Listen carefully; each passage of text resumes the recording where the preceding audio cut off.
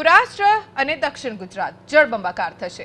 હવામાન નિષ્ણાત અંબાલાલ પટેલે આગાહી કરી છે, જે અનુસાર આગામી 3 દિવસમાં સૌરાષ્ટ્ર અને દક્ષિણ ગુજરાતમાં 8 થી 10 ઇંચ વરસાદ પડશે।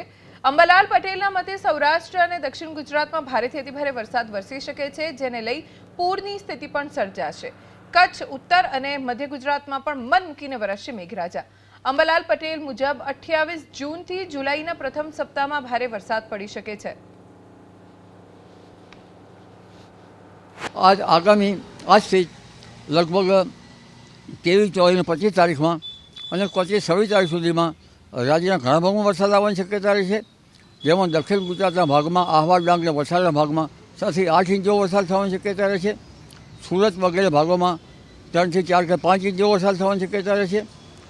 દક્ષિણ સૌરાષ્ટ્રના ભાગોમાં ભારે વરસાદ થવાની શક્યતા રહે છે। જૂનાગઢ, અમરેલી, ભાવનગર ભાગોમાં વધુ વરસાદ થવાની શક્યતા રહે છે। જામનગરના ભાગોમાં પણ કંઈક કચ્છી વરસાદ થવાની શક્યતા રહે છે। હાલાર, સોરઠ અને ઉત્તર સૌરાષ્ટ્રના ભાગોમાં પણ વરસાદ થવાની શક્યતા રહે છે, પરંતુ લગભગ મધ્ય ગુજરાતના ભાગોમાં 1 ઇંચ આસપાસ વરસાદ થવાની શક્યતા રહે છે। ઉત્તર ગુજરાતના ભાગોમાં પણ 1 ઇંચ આસપાસ વરસાદ થવાની શક્યતા રહે છે। પંચમહાલના ભાગોમાં પણ 1 ઇંચ કે તેથી વધુ વરસાદ ત્યાંની આસપાસ થવાની શક્યતા રહે છે, અને કચ્છના ભાગોમાં પણ અડધો ઇંચ કે 1 ઇંચ જેટલો વરસાદ થવાની શક્યતા રહે છે।